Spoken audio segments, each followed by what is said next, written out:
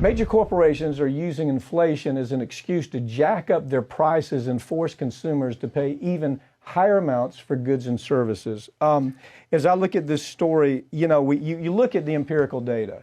There is nothing in the empirical data whatsoever that says that these prices need to be jacked up. This is just another opportunity. The COVID, the transportation throughout the country, and now it's inflation, and because of that, we have to jack up our prices. This is one of the biggest lies that, again, corporate media has not identified. Right. The corporate media they're talking this storyline for corporate America. Right. Corporate media is only talking about, supply chain. Nobody understands what any of that means unless you take the time to dig into it. Mm-hmm. But what's really happening, the two numbers we need to know about, prices are up for consumers 6%, 6.2%.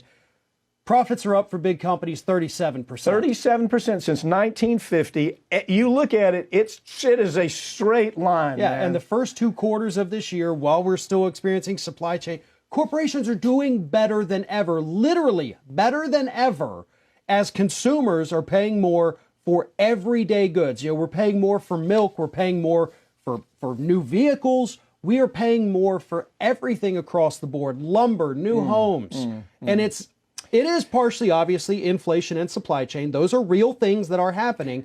But corporations always use this as an opportunity, and they've admitted this in interviews. Yes, we will raise our prices because when they come back down after the period of intense inflation, we'll have made the adjustment so it won't go down to what it was. Exactly. It's a new norm. It's a new adjustment norm, and this is what they look for in every crisis, whether it's gasoline, any kind of supply chain issue. This is exactly what. But if you look at the chart, it is a line straight up, 37% increase for consumers since 1950. Yeah, and look, the gas prices is a great example because when George W. Bush took office, gallon of gasoline national average 97 cents. It peaked at $4.11 in his administration. We haven't even hit that during this crisis. But then it never came back down.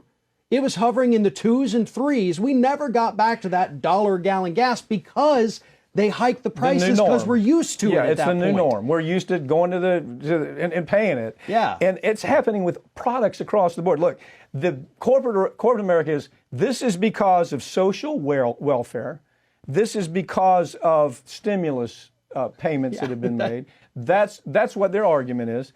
Really, the best thing to come back with them is to say, you know what? Okay, let's find a new equilibrium. This will scare the hell out of corporate America. Let's stop you from shipping jobs overseas.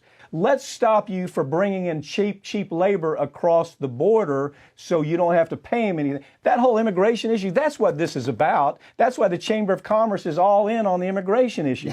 Let's do away with concepts of globalization like TPP. No more discussion. We're not going to send anything to India. We're not going to send it to China. We're going to build a new equilibrium here in the United States to see how expensive is it really to build products and employ Americans right here on our own soil. That's the first thing. The second thing is, all these tax loops you got, they're gone, baby. Yeah, this offshoring, it's gone. Yeah, you hate government handouts so much. How about we end our government handouts to you? No more subsidies, which the oil industry alone is up to about $14 billion a year. Yes. You've got hundreds of billions hidden offshore, another $100 billion more than that lost in tax loopholes. Kill it all. That's the response to this. But you know what? You got to have a president that's willing to pull that trigger, and I don't think it's Biden on this.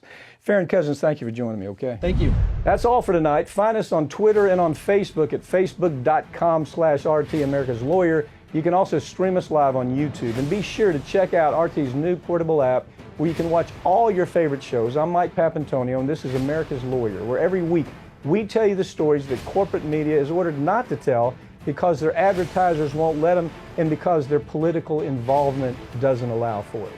Have a great night.